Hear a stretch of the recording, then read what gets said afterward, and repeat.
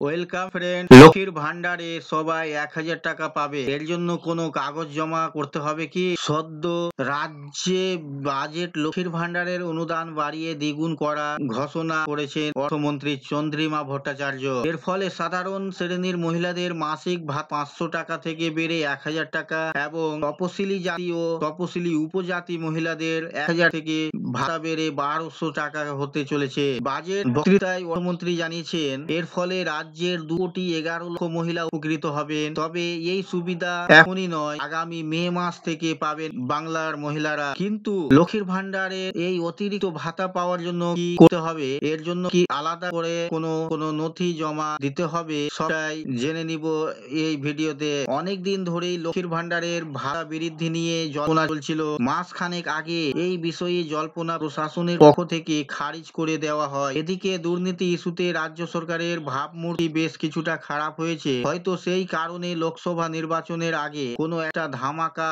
দরকার ছিল মমতা বন্দ্যোপাধ্যায়ের সরকারের। আর সেটাই হলো লক্ষ্মীর ভান্ডারের ভাতা বৃদ্ধির ঘটনা মধ্য দিয়ে। তবে কারণ যাই হোক, রাজ্য সরকারের এই সিদ্ধান্তে ব্যাপক খুশি বাংলার মহিলারা। এর জন্য এবারের বাজেটে অতিরিক্ত ১,২০০ কোটি টাকা লক্ষ্মীর ভান্ডার খাতে বরাদ্দ করেছেন অর্থমন্ত্রী। লক্ষ্মীর ভান্ডারের এই বর্ধিত ভাতা এপ্রিল মাস থেকে কার্যকরী হবে, যা মে মাস থেকে হাতে পাবেন বাংলার মহিলারা। ২৫ থেকে ৬০ বছর বয়সী বাংলার মহিলারা লক্ষ্মীর ভান্ডারের ভাতা পেয়ে থাকেন। ২০২১ সালে এই প্রকল্প চালু হয়েছিল। ক্রমশ এর উপভোক্তার সংখ্যা বেড়েছে। এবার লক্ষ্মীর ভান্ডারের অনুদান দ্বিগুণ করে দিল রাজ্য সরকার। এদিকে লক্ষ্মীর ভান্ডারের সঙ্গে বার্ধক্য ভাতাকেও দুর্দান্তভাবে জুড়ে দিয়েছে মমতা সরকার। এখন থেকে বাংলার লক্ষ্মীর ভান্ডার প্রাপকদের বয়স ৬০ বছর হলেই তাদের নাম সক্রিয় পদ্ধতিতে বার্ধক্য ভাতার তালিকাভুক্ত হয়ে যাবে। এর জন্য আলাদা করে আবেদন করতে হবে না। লক্ষ্মীর ভান্ডারের ১,০০০ টাকা পেতে কোনো কাগজ জমা করতে হবে কি? লক্ষ্মীর ভান্ডারের বর্ধিত ভাতা ঘোষণার পরই একটি জল্পনা চারদিকে ছড়িয়ে পড়েছে।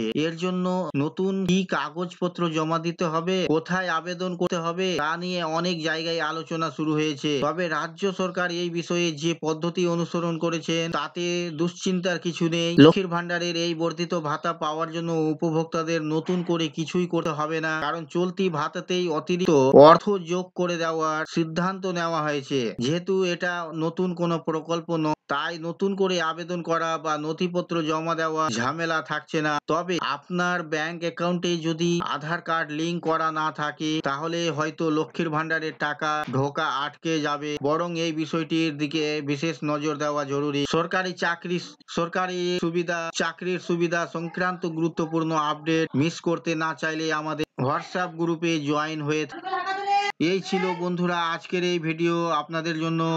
আশা করছি ভিডিও আপনাদের কাছে খুব তথ্যমূলক। ভিডিও ভালো লাগলে অবশ্যই লাইক করবেন, শেয়ার করে আপনার সকল বন্ধুদের সাহায্য করবে। আর চ্যানেলটিতে নতুন হলে সাবস্ক্রাইব করে পাশে থাকা বেল আইকনে ক্লিক করবে। আবার দেখা হবে পরবর্তী ভিডিওতে।